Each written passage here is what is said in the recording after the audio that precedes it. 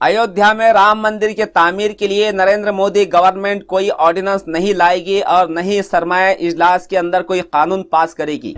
BJP ने अब ये बात वाजे कर दी है कि अब बीजेपी हुकूमत जनवरी में आने वाले सुप्रीम कोर्ट के फैसले का इंतजार करेगी। मोदी हुकूमत के इस फैसले पर आरएसएस, विश्व हिंदू परिषद, बजरंग दल जैसी तंजीमें काफी गम गुस्से का शिकार हो चुकी है। पूरी इंसानियत को खून के आंसू रुलाने वाले गुजरात फसाद के कलीदी मुलजिम नरेंद्र मोदी को क्लीन चिट दिए जाने पर ज़किया जाफरी ने एसआईटी के इस फैसले को चैलेंज किया। खबर मिली है कि गुजरात फसाद मामले में उस वक्त के वजीर आला नरेंद्र मोदी और दीगरों को क्लीन चिट दिए जाने के मामले में 19 नवंबर को समाप्त की जाएगी। इस मामले में मुल्जिमीन नरेंद्र मोदी और दीगरों को मिली एसआईटी की क्लीन चिट को बरकरार रखने के गुजरात के हाई कोर्ट के फैसले को ज़किया जाफरी ने सुप्रीम कोर्ट में चैलेंज किया था, लेकिन इस पर सुनवाई करते हुए जस्टिस एएम खानविलकर की बेंच ने कहा कि वो इस मामले में आइंदा 19 नवंबर पर सुनवाई करेगी। शिकस्त खुर्दा और बीजेपी से धोखे में आई शिवसेना अपना वजूद बचाने के खातिर प्रभु रामचंद्र का सहारा ले रही है और अयोध्या के दौरे में इम्प्रेसिव तकरीर करने के लिए आजकल उद्धव ठाकरे हिंदी का ट्यूशन लगाकर हिंदी भाषण की प्रैक्टिस कर रहे हैं,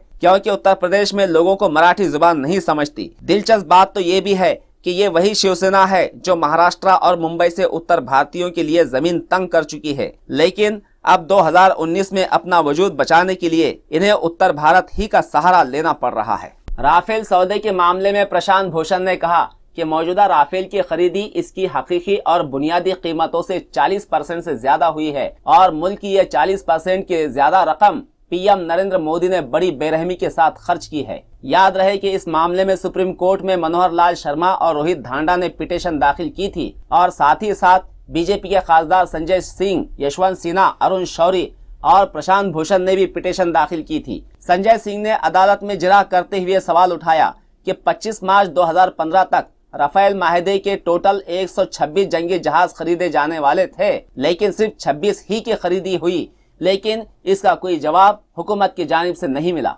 आज भारत के अव्वलीन प्राइम मिनिस्टर पंडित जवाहरलाल नेहरू की 129वीं जयंती और इसी बुनियाद पर आज मुल्क भर में यौम अतफाल यानी के बाल दिन मनाया जा रहा है, ताकि देश का मुस्तकबिल महफूज रहे और इसके लिए कुछ करने की तमन्ना पैदा हो। लेकिन अफसोस सद-अफसोस कि इस मुल्क में सबसे ज्यादा काबिल तरस हालत उन बच्चों की है। बहुत कम बच्चे ऐसे खुशनसीब होते हैं जो अमीरों के घर पैदा होते हैं और जिन्हें जवानी में अपने बचपन की हसीन यादें पुकार कर कहती है कि ये दौलत भी ले लो, ये शोहरत भी ले लो, भले ही छीन लो मुझसे मेरी जवानी, मगर मुझको लौटा दो वो बचपन का सावन, वो कागज की कश्ती, वो बारिश का पानी। लेकिन इस मुल्क का 80% बचपन भारत की आज़ादी से लेकर आज तक के महरूमियों और मोहताजियों से सिसक रहा है। इनके हुकूक और अरमान अदम मसावात की बारिश में कागज की कश्ती की तरह कब के बह गए हैं और खुशियों का सावन कहत साली और भूख प्यास और मोहताजी की आग में जलकर कब का खाक हो चुका है।